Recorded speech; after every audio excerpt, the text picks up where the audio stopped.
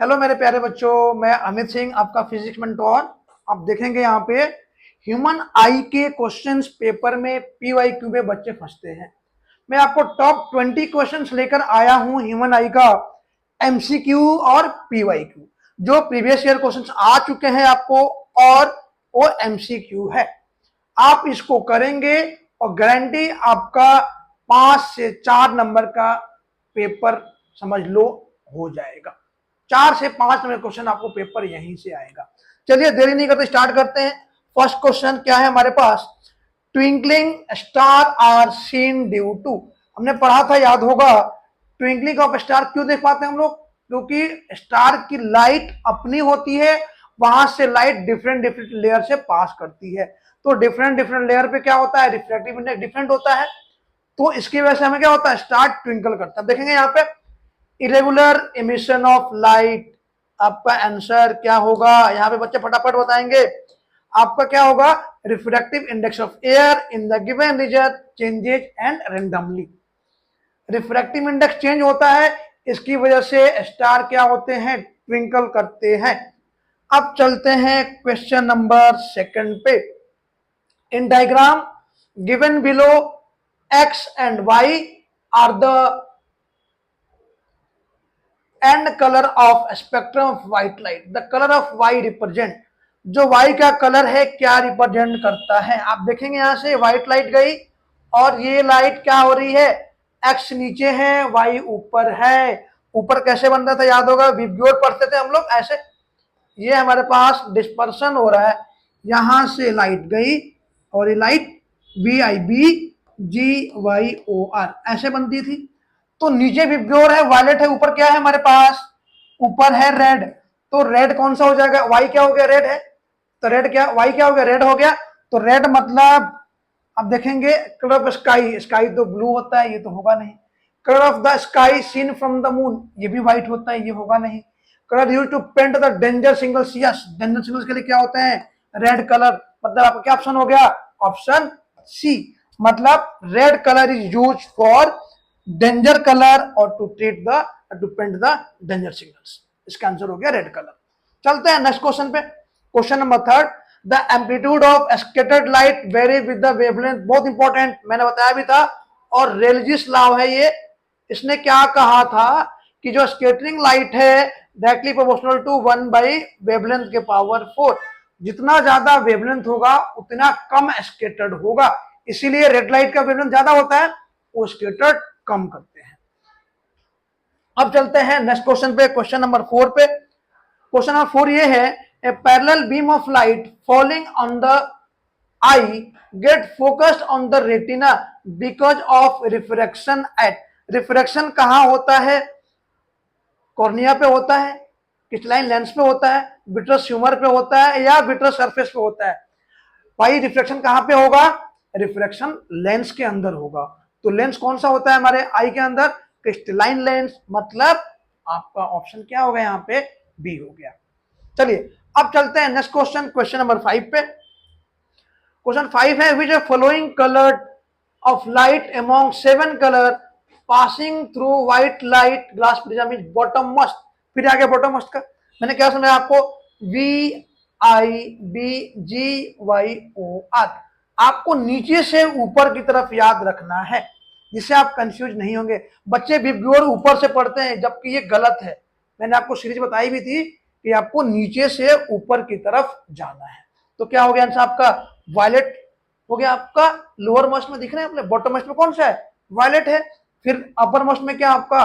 Red है। ये भी क्वेश्चन आ सकता है। चलिए अब चलते हैं नेक्स्ट क्वेश्चन पे हम लोग। नेक्स्ट क्वेश्चन है हमारा, beam of white light passing through a glass prism, a spectrum is discovered but when same beam of light passes through hollow glass। जब hollow glass से जाएंगे तो क्या होगा? इसका आप लोग देखेंगे यहाँ पे स्पेक्ट्रम ब्राइटर हो जाएगी, स्पेक्ट्रम नहीं होगा, या कलर ऑफ स्पेक्ट्रम रिवर्स हो जाएगी। क्या होगा? हॉलो ग्लास से बोल रहा है, हॉलो ग्लास के अंदर क्या है? एयर ही है। तो एयर के थ्रू तो पास करेगी नहीं, वहां तो हमारे पास ग्लास आ ही नहीं रही है। हॉलो मतलब ये टोटली, ये पूरा ग्लास है, अंदर से लाइट पास कर रही है। तो वहां पे क्या होगा? डिस्पर्सन होगा क्या? स्पेक्ट्रम होगा क्या? नहीं होगा, वहां पे स्पेक्ट्रम बनेगा ही नहीं। चलिए अब चलते हैं नेक्स्ट क्वेश्चन पे हम लोग। क्वेश्चन नंबर आपका है क्वेश्चन नंबर 7। क्वेश्चन 7 ये है, Sheela can't read news paper when she hold closer it closer than 100 centimetre.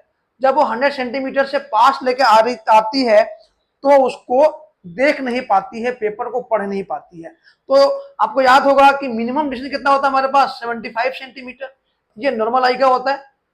अगर इससे दूर चला गया हमारा नॉर्मल या डियर विजन, तो क्या होता है, उसको क्या बोलते हैं हम लोग, हाइपरमेट्रोपिया बोलते हैं। हाइपरमेट्रोपिया मतलब उसमें क्या दिख रहा है हमें, कौन सा लेंस होता है हाइपरमेट्रोपिया में, कॉन्वेक्स लेंस करते हैं यूज, याद होगा आपको। नियर साइटेडनेस भी बोलते हैं उसको, और फार साइटेडनेस बोलते हैं, जिसमें हम पास का नहीं देखते हैं, दूर का देख पाते हैं। तो इसमें क्या हो गया, हाइपरमेट्रोपिया हो गया। लेंस कौन सा यूज कर रहे हैं, कॉन्वेक्स। कॉन्वेक्स लेंस का कैसा होता है, पावर प्लस का होता है, तो प्लस का ही हो गया। हाइपरमेट्रोपिया हम इजली कर पा रहे हैं, तो आप इस पे थोड़ा ध्यान रखेंगे। फिर चलते हैं अगले क्वेश्चन पे, क्वेश्चन नंबर 8 पे चलते हैं हम लोग। Which are following not cause by atmospheric refraction of light. Atmospheric refraction पे कौन सा फिनोमिना नहीं होता है, पूछ रहा है। नॉट कॉज बाई, तो पूछ रहा है twinkling of star at night. Night में क्या ट्विंकल स्टार करते हैं, yes. Sun appearing higher in the sky then actually, yes. Sun becoming visible 2 minute before actual sunrise, yes. Sun appearing red at sunset. कौन सा आपका answer होना चाहिए बच्चे, ध्यान देंगे यहाँ पे।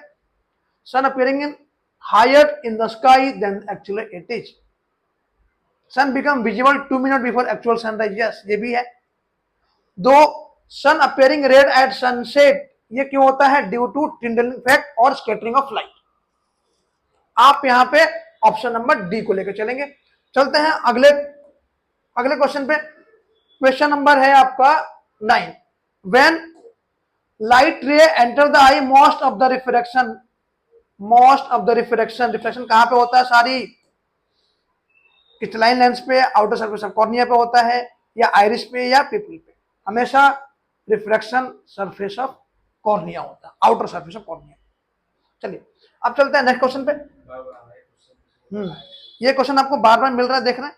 चलिए अब क्वेश्चन है हमारा 10 number. The focal length of eye lens is increase when muscles, increase कब होगा, जब मसल्स क्या करेगी, हमारी रिलैक्स हो जाएगी, बिल्कुल गलत, कॉन्ट्रैक्ट हो जाएगी।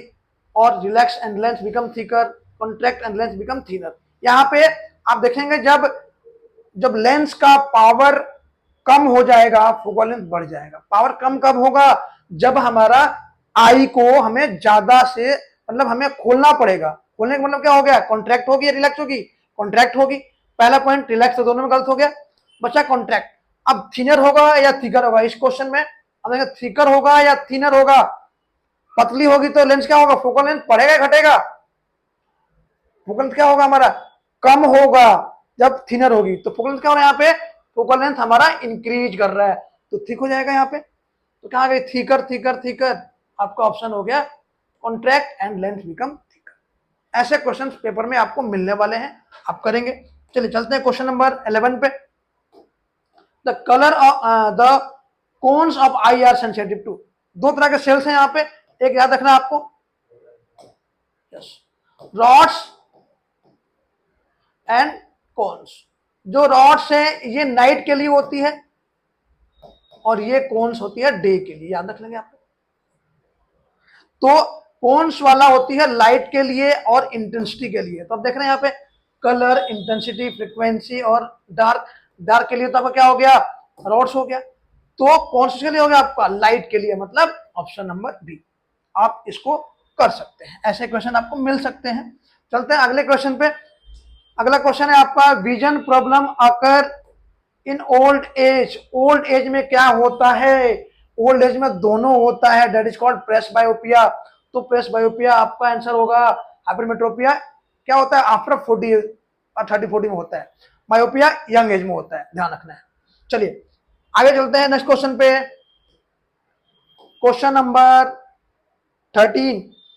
इन एब्सेंस ऑफ एटमॉस्फेयर, अगर एटमॉस्फेयर नहीं है तो स्काई हमें कैसा दिखेगा, कोई रिफ्लेक्शन होगा नहीं, साइड क्या होगी, एब्जॉर्ब हो जाएगी, मतलब कैसा दिखेगा आपको, ब्लैक दिखेगा। दैट मींस ब्लैक आंसर होगा आपका इसका। चलते हैं अगले क्वेश्चन पे। अब हमारा क्वेश्चन है question number 14, twinkling of star and non twinkling of planet. Planet twinkle नहीं करते हैं, ध्यान रखना है। अभी हमने पढ़ा एटमॉस्फेरिक रिफ्लेक्शन, ये हमें ध्यान रखना है। चलिए आगे चलते हैं अगले क्वेश्चन पे। क्वेश्चन नंबर है आपका 15। हाँ, the far point of myopic eye 50 centimetre, calculate the power. Far point का मतलब ध्यान रखना आपको, x equal to minus of focus, ये ध्यान रखना है। कितना है? माइनस ऑफ 50 सेंटीमीटर हो गया। तो पावर क्या होता है formula? Power equal to 1 by focus, centimetre change कर लो इसका मीटर में, 50/100 मतलब कितना आ गया? 1/2 माइनस का 1/2 माइनस का कितना आ गया आपका? -2 डायप्टर। तो जितना डिस्टेंस बोलेगा उतना ही फोकस अपोजिट साइड में कर देना। ऑप्शन हो गया आपका -2 डायप्टर। अब चलते हैं नेक्स्ट क्वेश्चन पे, एसर्शन रीजन। 5 क्वेश्चन हमारे पास एसर्शन रीजन है, इसको हमें करना है। एसर्शन सबको पता है, इसमें ध्यान रखना है, बहुत इंपॉर्टेंट क्वेश्चन ये आता है। इसमें हम सबसे पहले देखते हैं एसर्शन को। अगर आपका एसर्शन गलत हो गया तो डी लगाइए, आगे बढ़ जाइए। अगर एसर्शन सही है फिर रीजन को पढ़िए, अगर रीजन गलत है तो सिंपल सी लगाइए। अगर रीजन भी सही है, अब वहां कंफ्यूजन आता है कि दोनों चेक करेंगे कि जो रीजन है एसर्शन का कॉज है या नहीं। अगर कॉज है तो आप ए लगाइए, नहीं है तो बी लगाइए, सिंपल, ये ध्यान रखना है। चलिए चलते हैं अगले क्वेश्चन पे, रीजन वाले क्वेश्चन पे। पहला क्वेश्चन है, phenomena of total internal reflection occur only when light travel from denser to medium. Yes, denser to rare अगर लाइट जाती है तो TIR बोलते हैं उसको, टोटल इंटरनल रिफ्लेक्शन बोलते हैं। ये सही है हमारा। फिर पूछा है rainbow is example of dispersion of light. Yes सही है, लेकिन रेनबो की वजह से तो TIR नहीं होता। इसका मतलब दोनों सही है बट एग्जैक्ट कॉज इसका ये नहीं है। तो ऑप्शन नंबर क्या हो गया हमारा यहाँ पे? Option number B. चलिए अब चलते हैं नेक्स्ट क्वेश्चन पे। नेक्स्ट क्वेश्चन है हमारा, myopia is due to increase power of eye lens. अगर आई का पावर लेंस बढ़ गया तो मायोपिया होगा। तो myopia can be corrected by using spectacles made from concave lens. यह सबको पता है, दोनों सही है, लेकिन क्या कॉन्केव लेंस में यूज करूंगा तो पावर बढ़ जाएगा क्या आई का? नहीं बढ़ेगा। हमें एग्जैक्ट जो अमाउंट होगा, किस एप्रोप्रिएट पावर का जो लेंस होगा वो यूज करना होगा। तो पावर बढ़ने की वजह से हम कॉन्केव नहीं यूज कर रहे हैं, ये कॉज इसका नहीं है। तो क्या हो गया इसका आंसर? दोनों करेक्ट है, तो क्या हो गया इसका आंसर? Answer B. अब चलते हैं नेक्स्ट क्वेश्चन पे, question number 18। In astigmatism the ray of light coming from horizontal and vertical plane. Yes, हमने कहा था इसमें क्या होता है, लाइट दोनों तरफ से आती है और दोनों जाके एक तरफ मिल जाती है, और उसमें क्या होता है, जो आई बॉल है, आई लेंस है, वो उसका शेप चेंज हो जाता है। तो हमारा पहला तो सही दिख रहा है। दूसरा में क्या है, परफेक्टली स्फेरिकल बोल रहा है। इसका मतलब यहां परफेक्टली स्फेरिकल नहीं होता, गलत हो गया आपका। तो जब रीजन गलत तो कौन सा आंसर हो गया? Answer number C. चलिए अब चलते हैं क्वेश्चन नंबर 19 पे। हाँ, एस्टिग्मेटिज्म अगर due to cornea of lens both are perfectly spherical. दोनों परफेक्टली स्फेरिकल होते हैं तब होता है क्या? नहीं, अभी हमने देखा पीछे, जब ये स्फेरिकल नहीं रहेंगे तब होगा। इसका मतलब ये पहला ही गलत है। तो ऑप्शन नंबर क्या हो गया आपका? Option number D.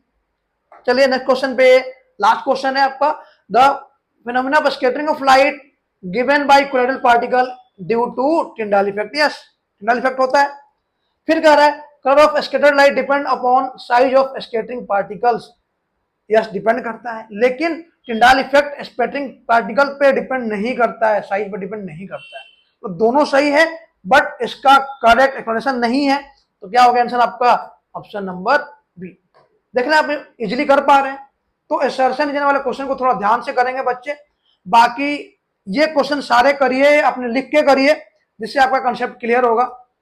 कोई डाउट होता तो हमें कमेंट करिए, शेयर करिए। मिलते हैं अगले वीडियो में बच्चों, तब तक के लिए बाय बाय।